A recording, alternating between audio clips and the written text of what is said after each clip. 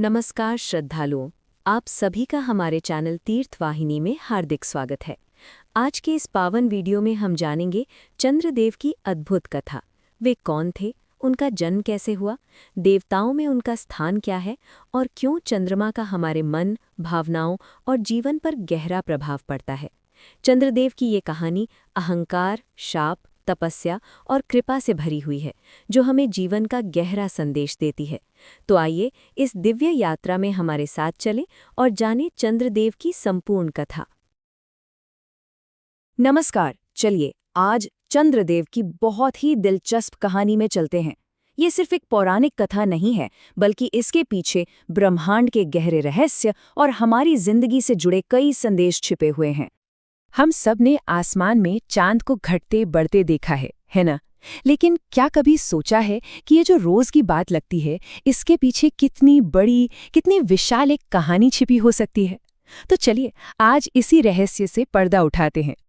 चंद्रदेव के कई नाम हैं, जैसे सोम और रजनीपति। वो नवग्रहों में से एक हैं और लोग मन की शांति और अपनी भावनाओं पर काबू पाने के लिए उनकी पूजा करते हैं। ऋग्वेद में एक श्लोक है जिसका मतलब बहुत ही गहरा है। ये श्लोक हमें बताता है कि चंद्रमा का रिश्ता सिर्फ आसमान से नहीं, बल्कि कॉस्मिक चेतना यानी हमारे मन से है।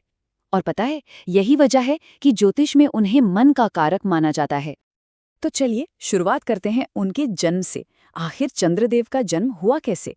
पुराणों में इसके बारे में एक नहीं बल्कि कई अलग अलग बहुत ही दिलचस्प कहानियां हैं। एक कहानी कहती है कि वो ब्रह्मा के मन से जन्मे। दूसरी कहानी के मुताबिक वो ऋषि अत्रि और उनकी पत्नी अनुसूया के पुत्र थे।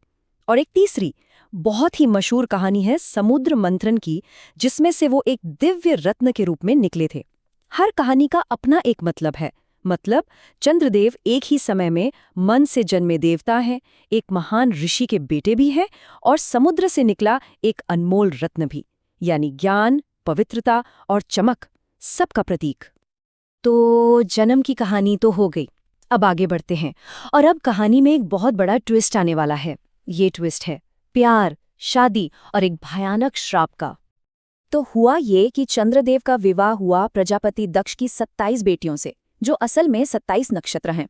लेकिन दिक्कत ये हुई कि चंद्रदेव अपनी एक पत्नी रोहिणी से सबसे ज्यादा प्यार करते थे और बाकी 26 पत्नियों को उन्होंने जैसे नजरअंदाजी कर दिया। जब ये बात उनके पिता दक्ष को पता चली तो वो गुस्से से आग बबूला हो गए और उसी गुस्से में उन्होंने चंद्र को श्राप दे दिया कि उनकी सारी चमक, सारी खूबसूरती धीरे धीरे खत्म हो जाएगी। और जैसे जैसे श्राप का असर बढ़ने लगा ना, चंद्रदेव धीरे धीरे कमजोर पड़ने लगे। उनकी रोशनी फीकी पड़ने लगी। दुनिया का पूरा संतुलन ही बिगड़ने लगा। और इसका असर सिर्फ उन पर नहीं हुआ, पृथ्वी पर भी दिखने लगा। पेड़ पौधे, जड़ी बूटियां सब अपनी शक्ति खोने लगे, क्योंकि चंद्रमा को औषधियों का स्वामी भी तो माना जाता है। अब कहानी एक ऐसे मोड़ पर आ जाती है जहां सब कुछ बदलने वाला है। चंद्रदेव बिल्कुल निराश हैं, हताश हैं और वो अपने बचाव के लिए भगवान शिव की शरण में जाते हैं।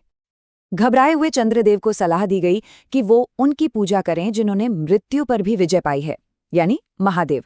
तो वो प्रभास तीर्थ पहुंचे और वहां उन्होंने भगवान शिव की घोर तपस्या शुरू कर दी। एक शिवलिंग बनाकर मृत्यु के डर से मुक्ति पाने के लिए महामृत्युंजय मंत्र का जाप करने लगे। चंद्र की इस कठिन भक्ति से महादेव बहुत प्रसन्न हुए। वो उनके सामने प्रकट हुए, लेकिन उन्होंने एक बात साफ कर दी। उन्होंने समझाया कि देखो, प्रजापति दक्ष का श्राप पूरी तरह से खत्म तो नहीं किया जा सकता, पर हाँ, उसके असर को जरूर बदला जा सकता है। तो शिव ने एक रास्ता निकाला। उन्होंने कहा कि एक पक्ष में यानी 15 दिन चंद्र धीरे धीरे क्षीण होंगे। इससे दक्ष के श्राप का मान भी रह जाएगा। इसे कहते हैं कृष्ण पक्ष। और अगले 15 दिन वो फिर से बढ़ेंगे और अपनी पूरी चमक हासिल कर लेंगे। ये होगा मेरा वरदान। इसे कहते हैं शुक्ल पक्ष। और इस तरह भगवान शिव के इस उपाय से उस चंद्र चक्र का जन्म हुआ जिसे हम आज भी देखते हैं। और उन्हें हमेशा के लिए सुरक्षित करने के लिए शिव ने उस अर्धचंद्र को अपने मस्तक पर अपनी जटाओं में धारण कर लिया। और इसी वजह से उनका एक नाम चंद्रशेखर भी पड़ा। सोचिए कितना अद्भुत दृश्य रहा होगा वो। इस तरह महादेव ने चंद्रमा को अमरता और सुरक्षा दोनों दे दी। पर यह कहानी सिर्फ आसमान में ही खत्म नहीं होती।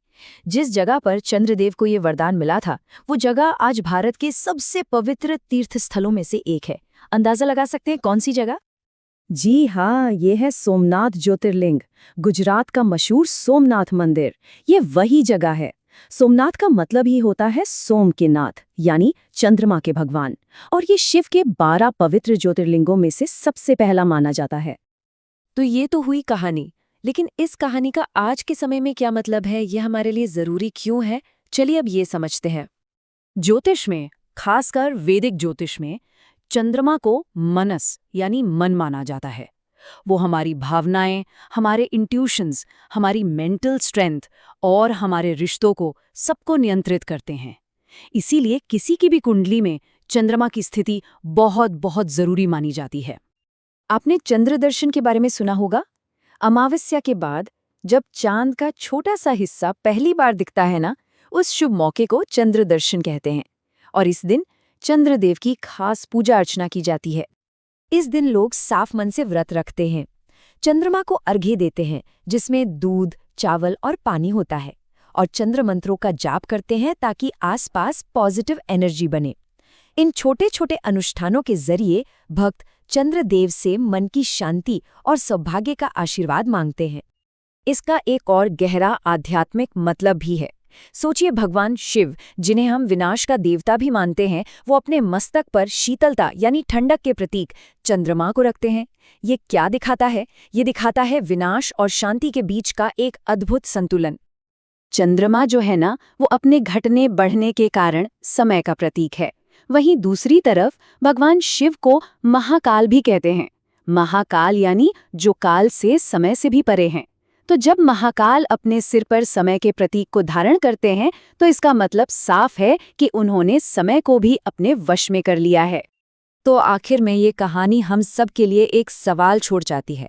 जिस तरह चंद्रमा श्राप और वरदान के बीच, अंधेरे और उजाले के बीच एक संतुलन बनाकर चलता है, क्या ये कहानी हमें भी अपने जीवन के उतार चढ़ाव में, अपनी खुशी और दुख में एक संतुलन और धैर्य बनाए रखने की प्रेरणा नहीं देती?